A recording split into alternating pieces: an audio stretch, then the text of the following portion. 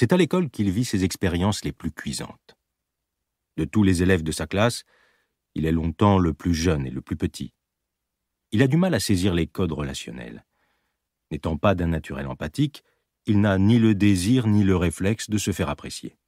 En conséquence, il devient régulièrement la cible de brutes qui le coincent et le frappent au visage.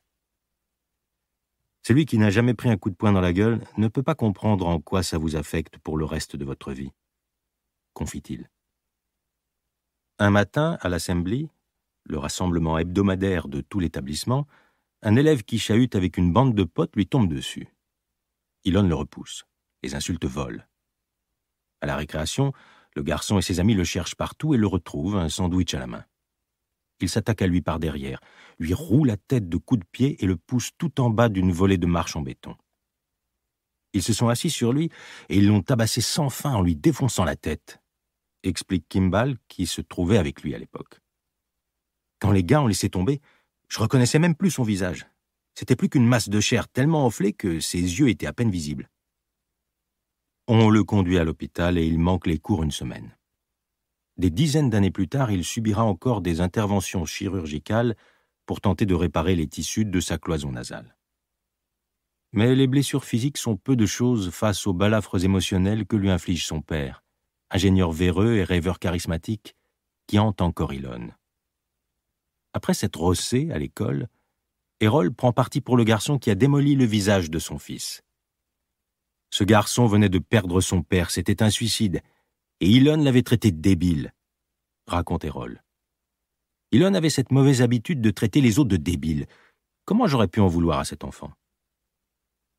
Quand Elon rentre enfin de l'hôpital, son père le réprimande. J'ai dû rester planté 1 heure devant lui pendant qu'il me hurlait dessus en me traitant d'idiot et en me répétant que j'étais bon à rien, se rappelle-t-il. Kimball, contraint d'assister au sermon, reconnaît qu'il s'agit du pire souvenir de sa vie. Mon père a juste pété les plombs. Il est devenu maboule, comme ça lui arrivait souvent. Il n'avait pas la moindre compassion. Elon et Kimball, qui ne parlent plus à leur père, soutiennent la même version. Affirmer qu'Elon aurait provoqué cette agression ne rime à rien. D'autant que l'épisode a valu aux fautifs de finir dans un établissement pénitentiaire pour mineurs. Ils ajoutent que leur père est un mythomane, un personnage instable, qui invente régulièrement des bobards truffés de détails fantaisistes, froidement calculés ou quelquefois délirants. Il possède une personnalité à la Dr. Jekyll et Mr. Hyde, estime-t-il. Il se montre aimable et tout à coup il se lance pendant 1 heure ou plus dans un torrent d'invectives. À la fin de chacune de ces diatribes, il traite Elon de minable. Son fils est contraint de rester sans bouger devant lui avec interdiction de s'éclipser. C'était de la torture mentale, glisse-t-il avec un long silence, la voix légèrement étranglée par l'émotion. Il savait vraiment rendre les choses terrifiantes. Au cours des 2 années suivant cet entretien, lorsque j'appelle moi-même Errol au téléphone, il me parle presque 3 heures d'affilée et complète ensuite régulièrement ses propos par d'autres appels et des messages.